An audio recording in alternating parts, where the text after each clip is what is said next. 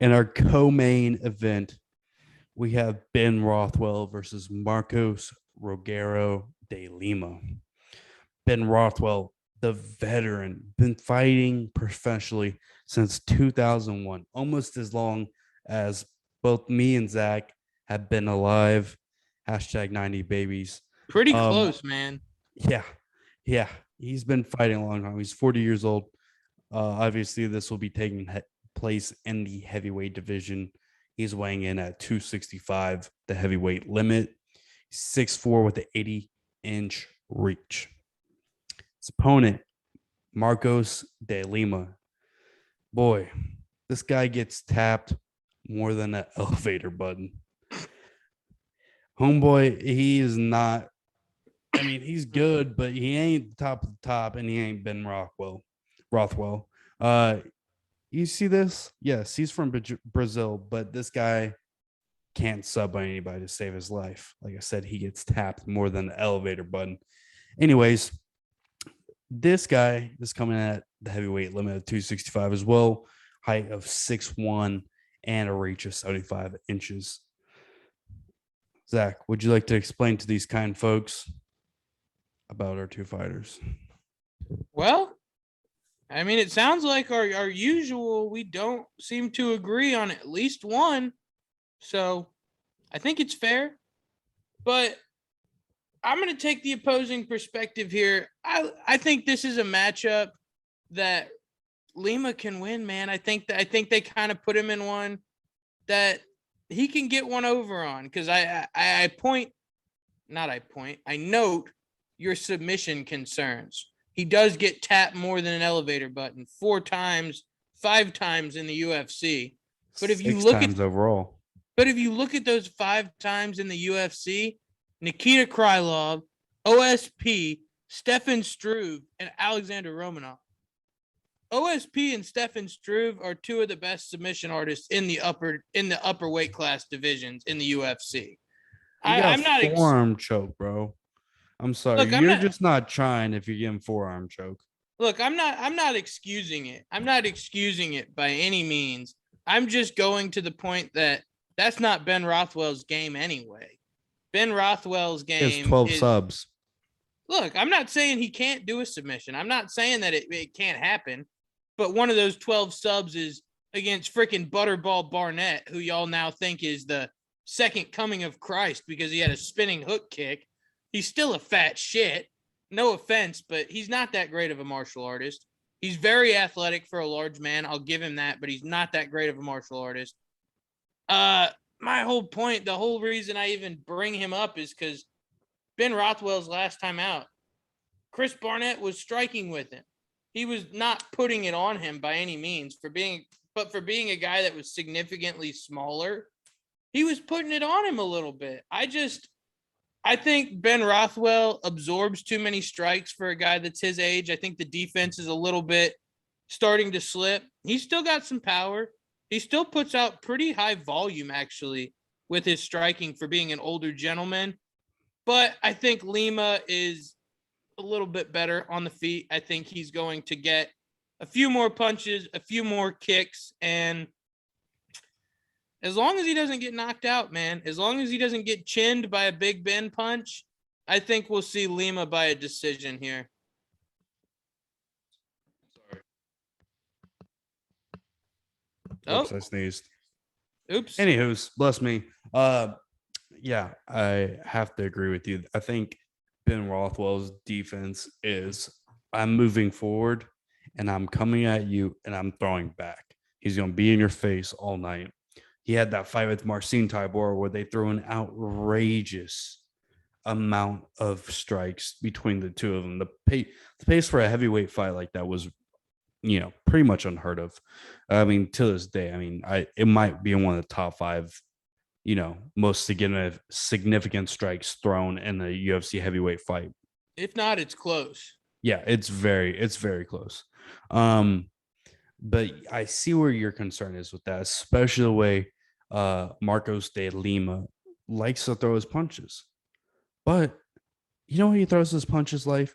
He throws his punches with as much form as drunk frat boys. And by that I means He throws loopy hooks and says, fuck a jab, fuck a straight. I'm swinging for the fences. I'm only throwing overhand rights and left hooks. Nothing in compact, nothing with any sort of semblance to a decent striking game. More like I'm just 265 pounds. I have some muscles. I'm not a pudgy boy, but I'm strong and I throw bombs. And guess what? His top game sucks ass too. The guy is basically a fucking gimp on the top, lays there on top of people like a starfish. I mean, he has no ground game. Yeah, he can take people down and hold them there, but the amount of offense he does on top is negligent. Like he just irritates me. I think Ben Rothwell has enough to somewhat maybe grapple him and flip it to where he's on top, and this guy is also a starfish from the bottom. But back to my point about the loopy punches. I mean, Ben Rothwell has seen this before. He's seen big bombs. Obviously, he's been knocked out a few times by big bombs, but he knows how to deal with that. And I'm sure he's going to get that jab going since I can't remember if he has a reach, but his height is bigger. So I'm sure he's going to get that jab going and keep him at distance to land those counter strikes when he throws these outrageous fucking bombs. No, yeah, I think that one of Lima's weaknesses with the striking would be strikes that come from distance. So if Rothwell can stay away from him and pump the jab, I could see that. I could see that leading to success. But I don't think that at this age, I don't think that Ben Rothwell is going to be on his bike and he's going to be moving the entire time. And I think if Lima can muddy this one up and kind of make it an ugly fight and get inside, barring the ground game is an issue. I will give you that 10 days out of 10. As long as this doesn't end up on the ground, I think we're going to be okay here. And I think I'm going to go with decision. I think I'm taking Lima in 3 rounds. But ultimately, I think this ends up being a good co-main event. I think this ends up being a good fight, actually. Man, I mean, I just don't see that much out of Lima to warrant me putting any money on him other than the guy throws. Dude, can you agree with me that he only throws hooks and just massive power shots? Like Well, if that's he what I mean. He throws bombs, but I'm like, when you're fighting Johnny Knoxville's version of Bad Grandpa, like one of those might actually land. He might stick one. maybe so, but we haven't seen Del Lima in a 3 round fight where it's all stand up. We've seen him in 3 round fights, but he's been on the ground doing no damage on top and resting.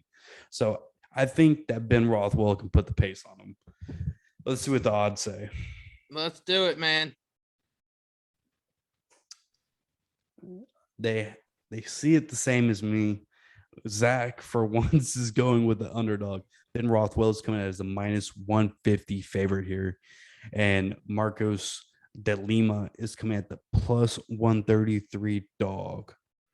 I mean, I can really see this going either way. I don't think that I'm gonna necessarily go with the prop here, Zach, just because I can see this, a decision for Rothwell. I can see this a TKO because De Lima gets tired, but I can also see this as a De Lima TKO.